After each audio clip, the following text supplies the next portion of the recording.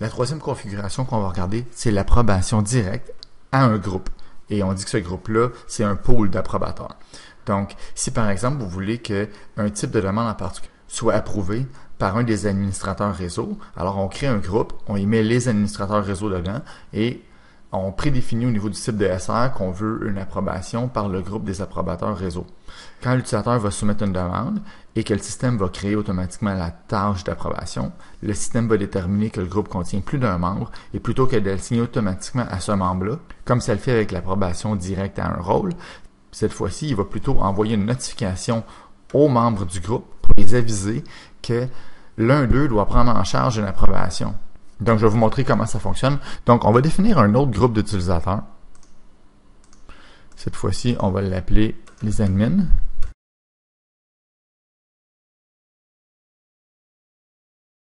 Je vais sauvegarder mon groupe. On va définir un nouveau type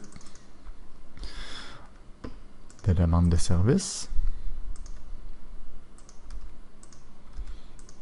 Visible dans le web. Créer une nouvelle tâche. Type de tâche approbation. Mode direct. Le groupe. Les admins. Suspend la requête durant l'approbation. Active. Donc, je sauvegarde. On va créer une demande de ce type-là. Je crée ma requête. Cette fois-ci, il y a aussi un avis à l'utilisateur comme quoi une approbation est requise. Mais cette fois-ci, ça dit un approbateur sera désigné à la réception de la requête. Je soumets la requête. On va aller la voir dans l'application. Donc, on voit dans la demande de service qu'elle a automatiquement été suspendue avec approbation en cours. Si on regarde la tâche qui a été créée, la tâche a été créée. Et je vais ouvrir pour aller voir le détail.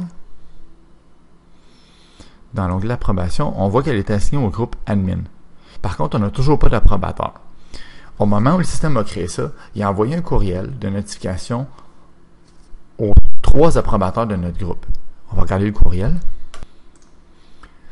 Le courriel dit « Une nouvelle tâche d'approbation a été assignée au groupe admin. » On a le détail de la demande d'approbation qui est à faire. Et puis, ça dit « Cliquez ici pour vous assigner cette tâche. » Et là, le premier des membres du groupe qui va cliquer ici pour s'assigner cette tâche devient responsable de l'approbation.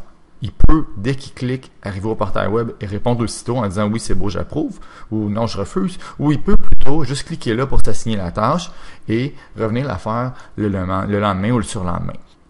L'important, c'est qu'au moment où il clique sur le lien lui permettant de s'assigner la tâche, il vient d'en prendre possession. Et aussitôt, le système envoie à nouveau un courriel aux autres approbateurs pour leur dire « Vous pouvez oublier le message précédent, c'est Julie qui s'occupe du message. » Donc, je vais cliquer sur le lien. Et je me log comme Julie. Et aussitôt, j'arrive à cet écran-là qui me dit « Vous êtes maintenant assigné à cette demande d'approbation. » À ce moment-ci, je peux soit fermer mon browser web et dire « Je vais revenir demain, maintenant que je l'ai pris en charge, les autres sont au courant. » Ou je peux répondre immédiatement. On va regarder ce que les autres ont reçu. Le message dit « Ce message est pour vous informer que Julie Rainville est maintenant assignée à la tâche d'approbation ci-dessous. » Donc, s'il y a un pool d'approbateurs, tous les approbateurs sont gardés informés que quelqu'un s'est occupé de la requête. Et puis le reste du processus c'est le même. Une fois que Julie va approuver la requête, eh bien, le processus normal d'une demande de service va suivre son cours. Alors ça, c'est le fonctionnement de l'approbation directe à un groupe d'approbateurs. Maintenant, les courriels qui sont envoyés, on va regarder comment on les configure. On va dans Outils, Options. Et on a ici Approbateur requis et approbation prise en charge. Donc, vous pouvez cliquer éditer le message dans les deux cas pour changer le texte du gabarit et changer l'information qui va être mise dans le courriel.